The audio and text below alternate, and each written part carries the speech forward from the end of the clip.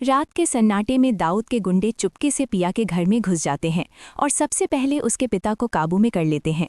अगला निशाना पिया होती है, लेकिन उसी पल पिया को समझ आ जाता है कि ये कोई छोटी मोटी हरकत नहीं बल्कि एक खतरनाक हमला है और इसके पीछे दाऊद के लोग ही हैं।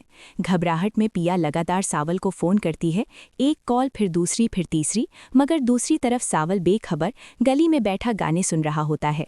अचानक पिया का दिल जोर से धड़कने लगता है और डर उसकी नसों में उतर जाता है। वो एक सेकंड भी बर्बाद नहीं करती, खिड़की के पास रखा गमला उठाती है और पूरी ताकत से नीचे गली में फेंक देती है।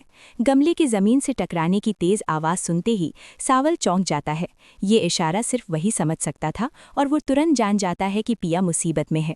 उसी वक्त दाऊद के आदमी पिया के कमरे तक पहुंच जाते हैं और दरवाज़ा तोड़ने लगते हैं। हर वार के साथ पिया की सांसें भारी हो जाती हैं। दरवाज़ा अभी टूटा नहीं होता, लेकिन डर उसे अंदर से तोड़ रहा होता है। तभी सावल गली से छलांग लगाकर खिड़की के रास्ते कमरे में घुस जाता है, पिया को संभालता है और बिना किसी आहट के उसे बाहर निकाल ले जाता है। अगले ही पल दरवाज़ा टूट जाता है और गुंडे अंदर घुसते हैं, लेकिन कमरा खाली देखकर बौखला जाते हैं। वे चीखने लगते हैं कि लड़की को ढूंढो, अगर वो नहीं मिली तो दाऊद हमें जिंदा नहीं छोड़ेगा।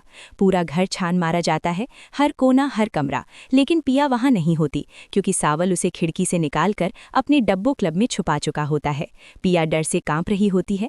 तब सावल उसे हिम्मत देते हुए कहता है कि यहीं रहो, घबराओ मत, मैं तुम्हारे माता पिता को भी बचाने की कोशिश करूंगा। वो अपने लड़कों को इकट्ठा करता है और पिया के घर की तरफ बढ़ता है। तभी अचानक गोलियों की आवाज गूंज उठती है। फायरिंग सुनते ही दाऊद के आदमी घबरा जाते हैं और इस बार वे पिया के पिता को जबरदस्ती घसीट कर अपने साथ ले जाते हैं। पिया को उठाने में नाकाम रहते हैं, लेकिन उसके पिता को अगवा कर लेते हैं और जाते जाते उसकी मां को एक खतरनाक धमकी दे जाते हैं कि अगर दाऊद के खिलाफ एक कदम भी उठाया तो अंजाम और भी बुरा होगा। ये सिर्फ हमला नहीं था, ये खुली जंग का ऐलान था।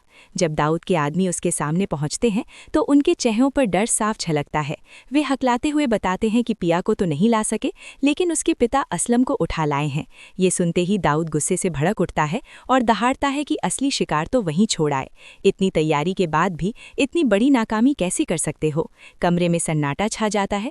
दाऊद दांत पीसते हुए कहता है कि ये हमारा पहला और आखिरी मौका था, अब दोबारा कोशिश की तो मुश्किलें कई गुना बढ़ जाएंगी। गुस्से में वो अपने आदमियों को सजा देता है और कोई भी नजर उठाने की हिम्मत नहीं करता। तभी निसार डरते डरते पूछता है कि अब असलम का क्या होगा।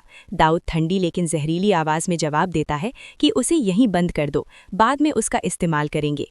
एक पल रुककर वो खौफनाक अंदाज में कहता है कि वो पिया को पकड़ना चाहता था, असली खेल तो अब शुरू होना था। दूसरी तरफ हालात तूफान की तरह बदलने वाले होते हैं। सावल पिया से कहता है कि अभी इसी वक्त आलियार को फोन करो। कांपते हाथों से पिया आलियार को कॉल करती है और कुछ ही देर में वो घर पहुंच जाता है। माहौल देखकर वो घबरा जाता है। चारों तरफ सन्नाटा, डरी हुई पिया और सावल की गंभीर आंखें।